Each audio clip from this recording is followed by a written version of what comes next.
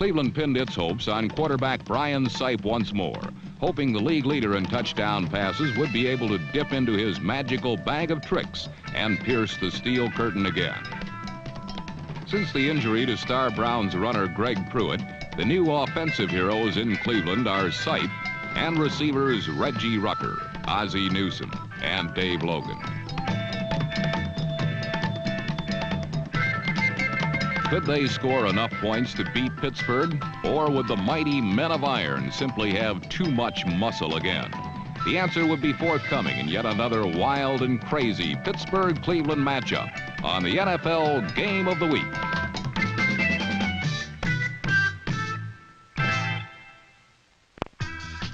Defying conventional football wisdom, the Browns in 1979 have thrown better than half the time, yet have been winning consistently. With a crippled running game, Cleveland has had no other recourse. But a lot of passing means the defense knows what's coming. They can occasionally gamble with a blitz, as the Steelers' Jack Ham, number 59, did on the game's first series. But one of the best ways to beat the heat of the pass rush is to have a mobile quarterback. And Sipe showed such agility before finally connecting downfield to Dave Logan, number 85.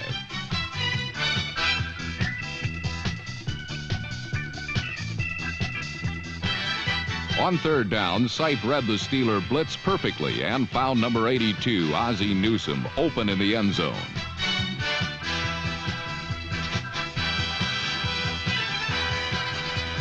Cleveland led 7-0, then got a chance for more on the ensuing kickoff when Pittsburgh's Larry Anderson, number 30, in a moment of deja vu from last year's confrontation, fumbled another kickoff return.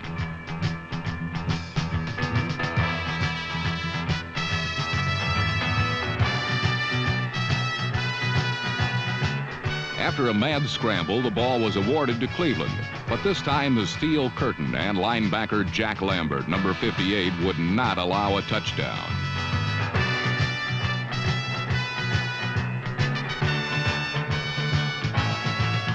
The Browns settled for a Don Cockcroft field goal, making it 10-0. Pittsburgh finally began their first drive with 7 minutes already gone in the period.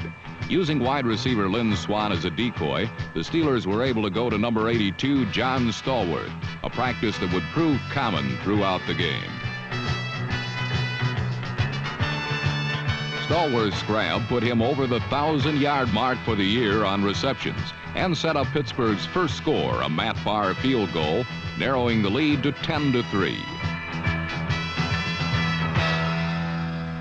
Sipe returned for further duty, but ran into a familiar problem, a charging Pittsburgh defense that would be at his throat for most of the day.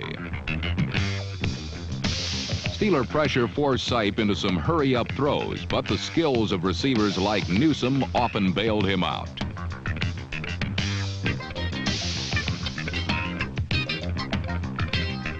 Newsome's grab preceded another Cockcroft field goal, making it 13-3 Browns as the second quarter began. Terry Bradshaw then began a march by employing the talents of fullback Franco Harris, number 32.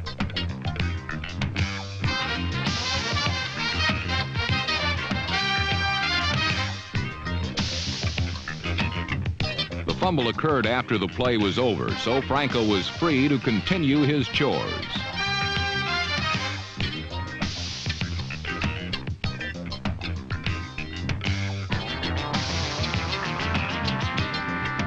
Bradshaw then looked for Big Benny Cunningham, number 89, and for a moment it looked like the duo had clicked for a score.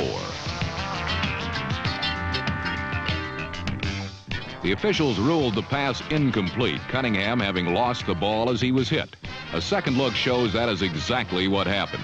Thanks to a well-placed hit by safety Clarence Scott, number 22, the ruling was that Benny did not have possession long enough to permit the score. Scott's shot prevented an otherwise certain touchdown, and Pittsburgh got only another field goal to make it 13-6. Then it was back to a familiar scene. The Steelers hounding Sipe like bill collectors, and the plucky fellow then barely eluding their grasp to complete the play.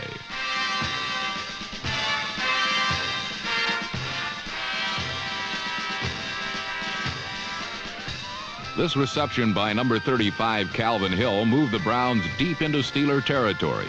Sipe tried for a touchdown in the corner of the end zone, but number 29, Ron Johnson, temporarily foiled such plans.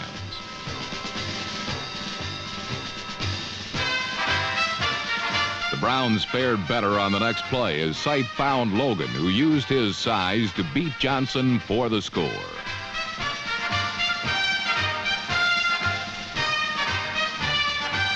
Sipe's 23rd touchdown pass of the year put Cleveland ahead 20-6. They hoped to maintain that lead as Pittsburgh took over with a little over 2 minutes to go in the half. But then Bradshaw went to work, first by going over the middle to number 88, wide receiver Lynn Swann.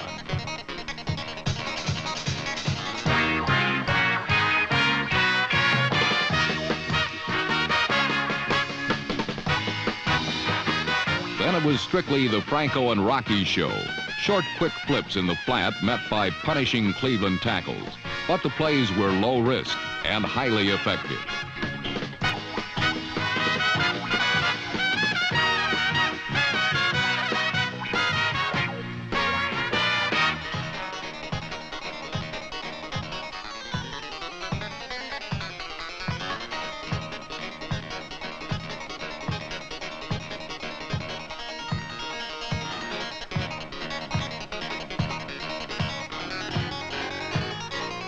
Pittsburgh climaxed the drive when Bradshaw spotted Harris for the Steelers' first touchdown of the game, coming with just about a minute left in the first half.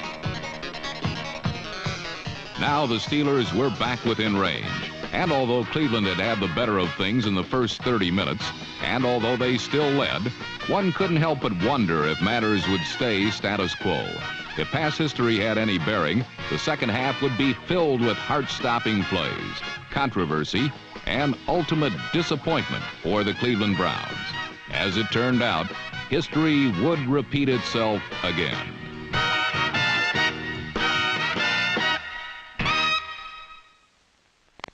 Against Central Division foes, the Steelers have won 23 of 28 played here at Three Rivers Stadium. Sipe was well aware of Pittsburgh's home turf domination and fired to increase Cleveland's tenuous 7-point lead. Rangy wide receiver Dave Logan, number 85, proved to be Sipe's most valuable ally, catching 3 passes for 61 yards on the drive. Number 33, Reggie Rucker, contributed a key 18-yard reception for a first down, as Sipe systematically dissected Pittsburgh's vaunted secondary. In a critical 3rd and 18 situation, Dave Logan again found a seam in the steel curtain. It was only fitting that the drive that was born and sustained by passing be concluded through the air, and indeed it was.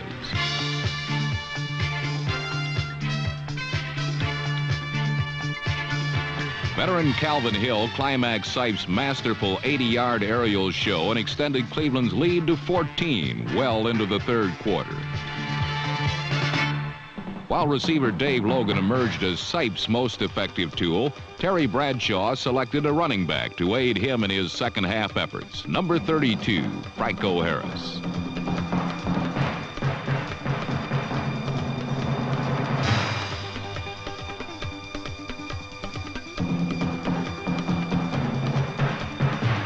Relentless running by Harris forced Cleveland's linebackers to play tight to stop the run. Realizing that the Brown linebackers weren't getting the deep drop on pass coverage, Bradshaw fired into the vacant middle.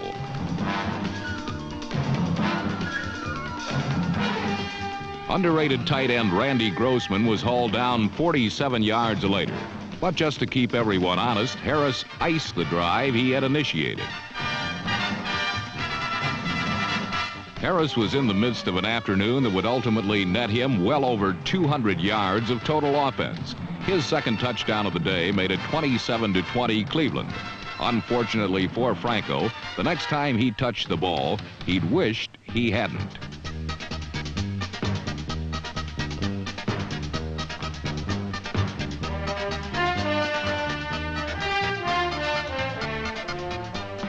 Harris's fumble is yet further evidence why the world champions lead the entire NFL in turnovers. The Browns were quick to capitalize as 34-year-old Don Cockroft split the uprights for his remarkable 200th career field goal.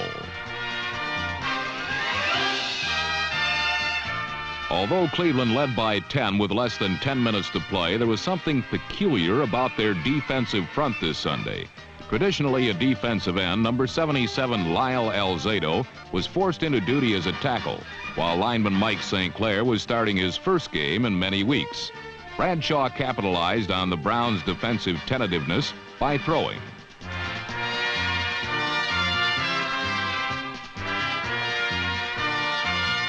Number 89, Benny Cunningham, is a potent weapon, posing problems for any defense, and he served Bradshaw well. Cunningham's grab near the goal line is worthy of a second look, which reveals that Bradshaw's accuracy and feather touch allowed big number 89 to make the catch between converging defenders. Cunningham was sorely missed last year despite the Steelers' third world championship. His catch took Pittsburgh to the Cleveland one, but number 57 Clay Matthews finished off Bradshaw, who foolishly held on too long instead of throwing the ball away.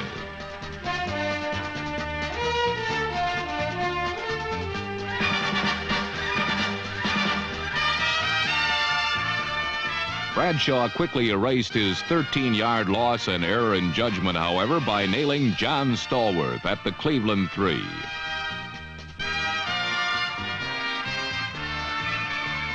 Stallworth's catch set up Franco Harris's third touchdown of the day from 3 yards out. Harris's scoring run cut the Browns' lead to 3 and conjured up the wrath of the Steel defense that transformed Sipes' fancy passing into a passing fancy.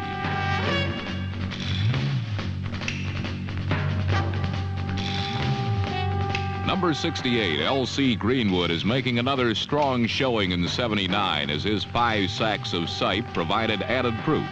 A punting situation was the result, and a determined Theo Bell, number 83, made the most of it with just over 2 minutes remaining.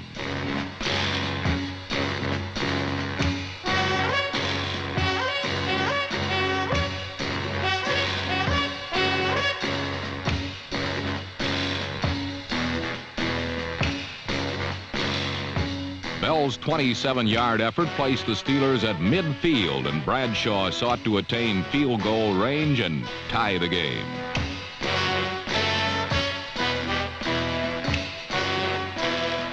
Short swing passes to excellent all-around back Rocky Blyer did the trick. Bradshaw continued to exploit the right side of Cleveland's defense with a bullet to John Stallworth.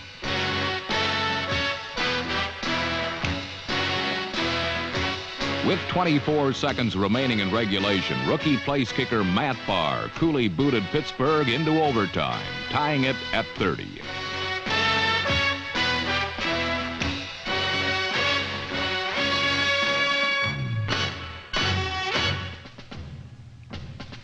Sudden death has been commonplace for Brian Sipe and his fellow Clevelanders this season. Amazingly, 9 of their 12 games have been decided in the final minute of play, 2 in sudden death overtime. When Cleveland won the toss, Sipe wasted little time.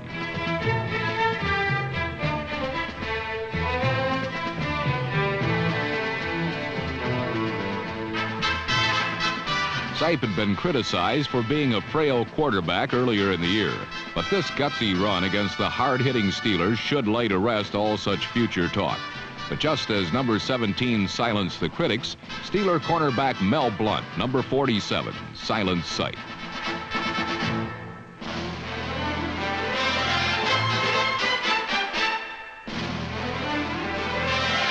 Blount's interception shrouded Sipe's 333-yard passing day, and Bradshaw methodically moved Pittsburgh downfield with well over 13 minutes remaining in the overtime period.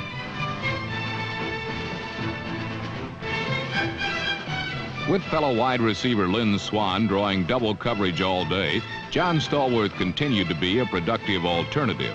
Eventually, however, even the best give in to temptation, as was the case when Bradshaw tried to force one to Swann. Cornerback Ron Bolden provided Bradshaw with a lesson in patience. And when the Steelers got the ball back, Terry was taught yet another, dealing with the importance of tucking away the football while running.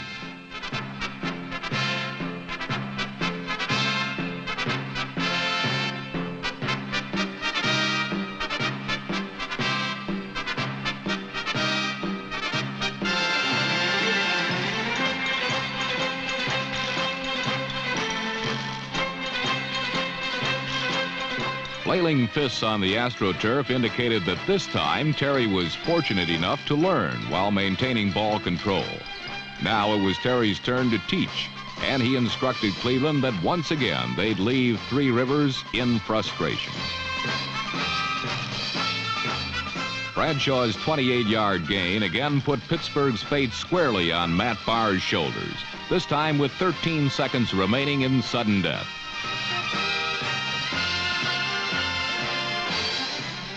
Most rookie kickers seem to have a flair for the lump in the throat.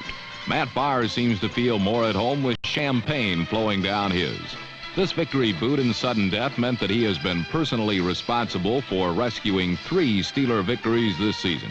As a result, Pittsburgh remains tied with Houston for the division lead, while Cleveland falls 2 games off the pace with but 3 to play. Perhaps this 9th straight loss at Three Rivers may be the worst to swallow, because for over 74 minutes, nearly 5 full quarters of football, Cleveland never trailed.